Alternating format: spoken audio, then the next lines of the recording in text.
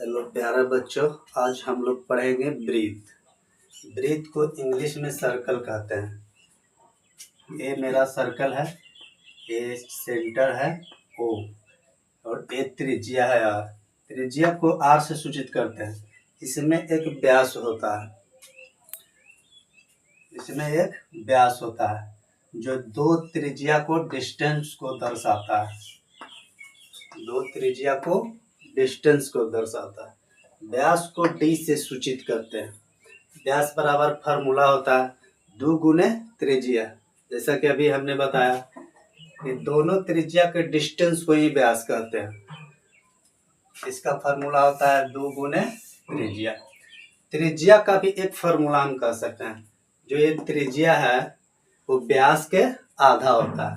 जो ये त्रिज्या है पूरा व्यास के आधा होता है।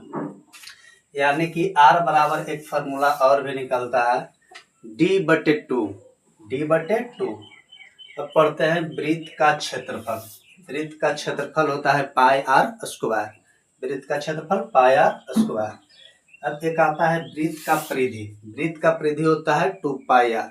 अब वृत्त का क्षेत्रफल क्या है देखते हैं। वृत्त का क्षेत्रफल, जो ये वृत्त देख रहे हैं, इसका पूरा एरिया को ही वृत्त का क्षेत्रफल बोलेंगे। और वृत्त का परिधि क्या है। वृत्त का परिधि है कि किसी भी वृत्त के पॉइंट से जब एक चक्कर लगा लेते हैं तो उस चक्कर को ही परिधि कहते हैं। अच्छा, इसमें एक चीज और है, पाई आर स्क्वायर। पाई हम लोग देखेंगे, जब हम लोग संख्या पद्धति पढ़ेंगे तो इसमें पाई है। जब पाई के मान होता है 22/7, लेकिन संख्या पद्धति पढ़ेंगे तो इसमें पाई जो अपना रहेगा अपरिमेय संख्या होता है, अपरिमेय संख्या। जबकि 22/7 है, ये परिमेय संख्या होता है, परिमेय संख्या। ये पाई का क्लियर मान 22/7 नहीं है, ये अनुमानित मान है। अब जैसे कि हम इस पर क्वेश्चन करेंगे।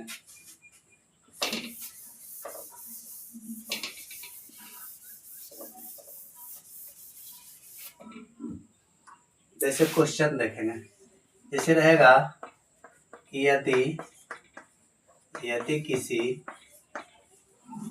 वृत्त की त्रिज्या 7 सेंटीमीटर है तो उस वृत्त का क्षेत्रफल क्या होगा। दिया हुआ है कि यदि किसी वृत्त की त्रिज्या 7 सेंटीमीटर है तो उस वृत्त का क्षेत्रफल क्या होगा। अब जैसे कि हम लोग देखते हैं, एक वृत्त है।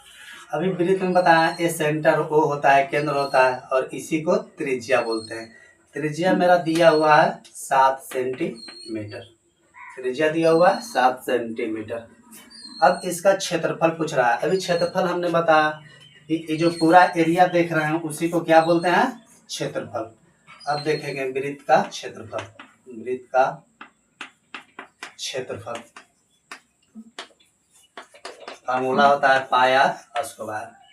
अभी मैंने बताया कि पाई का मान होता है 22/7। ये परफेक्ट पाई का मान नहीं है, लेकिन हम लोग को जब तक कोई पाई का मान नहीं दिया रहे तब तक हम लोग को 22/7 ही मानना है।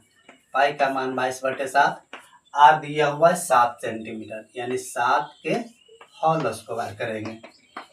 22/7 गुने 7 के होल स्क्वायर, यानी 7 गुने 7। एक 7 से एक 7 क्या हो गया, खत्म हो गया। अब यहाँ गुना कर देंगे, 7 दूनी 14, 7 दूनी 14, 1 15। अब देखेंगे क्षेत्रफल में सेंटीमीटर है। अब यहाँ 7 2 बार हम लिखे हैं, 7 गुने 7 यानी सेंटीमीटर गुने सेंटीमीटर, यानी कि सेंटीमीटर के कैसे होगा, स्क्वायर। ऐसे भी याद रखना है, क्षेत्रफल में हमेशा स्क्वायर ही होता है। अब इस पर एक क्वेश्चन हम परिधि पर देख लेंगे। जैसे कि हम क्वेश्चन देते हैं,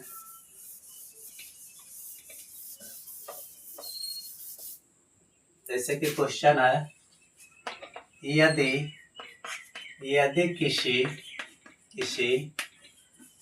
वृत्त का त्रिज्या मान लेते हैं कि 14 मीटर है, 14 मीटर है, तो उस वृत्त का परिधि क्या होगा?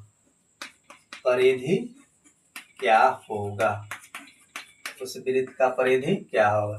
अभी परिधि में हम लोग जैसे ही बताएं, ये तो मेरा वृत्त हो गया, ये सेंटर हो गया, ओरिजिन, इसको आर बोलते हैं, त्रिज्या बोलते हैं, जो 14 मीटर हम लोग का दिया हुआ।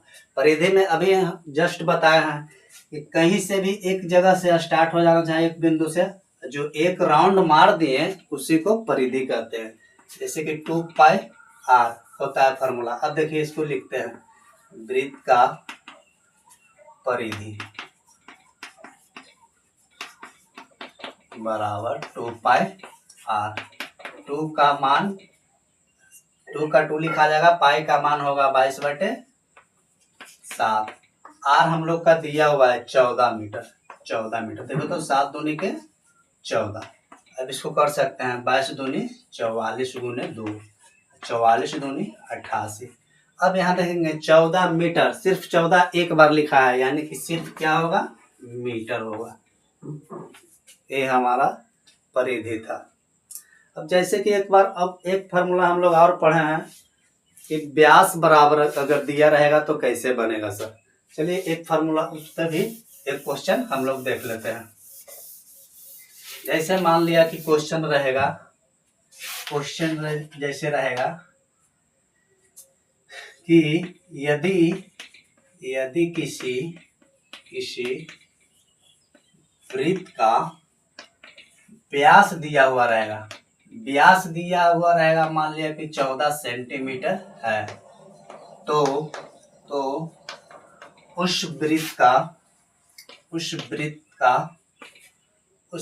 का हम लोग का एक ही फार्मूला में दोनों निकाल लेते हैं। उस वृत्त का क्षेत्रफल और परिधि क्या होगा? ऐसा भी क्वेश्चन रह सकता है कि एक फार्मूला में व्यास दे दे या त्रिज्या आपको दे दे, एक फार्मूला में क्षेत्रफल और परिधि दोनों पूछ सकता है। वृत्त का क्षेत्रफल और परिधि क्या होगा? अभी हम वृत्त का एक चित्र बना लेते हैं। ये हमारा सेंटर हो गया, ये हमारा त्रिज्या हो गया आर, लेकिन यहाँ तो आर दिया ही नहीं है। यहाँ एक चीज दे दिया है व्यास, जबकि व्यास बराबर हम एक फार्मूला बताए थे, व्यास को कुछ सूचित करते हैं डी से। डी बराबर हमारा दिया हुआ है कितना? 14 सेंटीमीटर। और व्यास यहाँ दिया हुआ है, लेकिन हम लोग का यहाँ त्रिज्या की आवश्यकता है, तब यहाँ आर निकालेंगे। व्यास का फार्मूला ही बताए थे 2 गुने त्रिज्या, लेकिन हम लोग का यहाँ व्यास तो दिया हुआ है ना, त्रिज्या का हम लोग का निकालना है, तब यहाँ आर बराबर फार्मूला निकालेंगे। आर बराबर फार्मूला होता है D/2। अब डी का मान देख लेते हैं, 14/2, 2 सते 14, यानी 7 सेंटीमीटर है ना, सेंटीमीटर, यानी कि आर बराबर आ गया आपका 7 सेंटीमीटर। अब त्रिज्या निकल गया, अब इसका क्षेत्रफल और परिधि आसानी से निकाल सकते हैं। जैसे हम निकाल लेते हैं वृत्त का क्षेत्रफल वृत्त का क्षेत्रफल पाई आर स्क्वायर। पाई के मान बताए हैं 22/7, आर दिया हुआ है 7 सेंटीमीटर, यानी 7 के स्क्वायर। ठीक है, अब इसको हम कर लेते हैं, इसी में कर लेते हैं कंटिन्यू। 22/7, 7 2 बार है, 7 गुने 7, एक साथ से एक साथ खत्म। अब यहाँ 7 दूनी 14, 7 दूनी 14, 15 सेंटीमीटर है, तो सेंटीमीटर के स्क्वायर। हम बताएं कि क्षेत्रफल में हमेशा स्क्वायर लेते हैं। क्यों लेते हैं? क्योंकि यहाँ त्रिज्या 2 बार हम लोग लिखे हैं, सेंटीमीटर गुने सेंटीमीटर। अब चलते हैं वृत्त का परिधि। इसका फार्मूला होता है 2 पाई आर। 2 पाई के मान 22/7, आर हम लोग का दिया हुआ है जो अभी निकाले हैं कितना? 7 सेंटीमीटर। 7 से 7 क्या हो गया? खत्म। अब 22 दूनी 44, अब यहाँ सेंटीमीटर देखेंगे, 7, सिर्फ 7 एक बार, त्रिज्या एक बार यूज हुआ है, इसलिए यहाँ सिर्फ सेंटीमीटर ही रहेगा। आशा करते हैं कि वृत्त का ये डेमो है, इसमें बहुत सारी अभी चीज बाकी है, जैसे आगे हम लोग पढ़ेंगे, त्रिज्यखंड भी पढ़ेंगे, एक होता है वृत्तखंड भी होता है, ठीक है। इसमें अभी बहुत चीज हम लोग का बाकी है। एक हम लोग केवल वृत्त का आपको सिर्फ डेमो दिए हैं, बेसिक दिए हैं। आशा करते हैं कि यहाँ तक आपको कंप्लीटली समझ में आ गया होगा। और जो चैनल पर नए हैं, इस चैनल को सब्सक्राइब कर लीजिएगा, क्योंकि यहाँ मैथ का सारी वीडियो आपको मिलेगा। 9th हो, 10th हो, 11th हो, 12th हो, ये सारी मैथ का आपको यहाँ वीडियो मिलेगा। और जो बच्चे नए हैं, इस चैनल को सब्सक्राइब कर लीजिएगा, ताकि कोई भी वीडियो अपलोड करें तो सबसे पहले आप तक पहुंचे। धन्यवाद।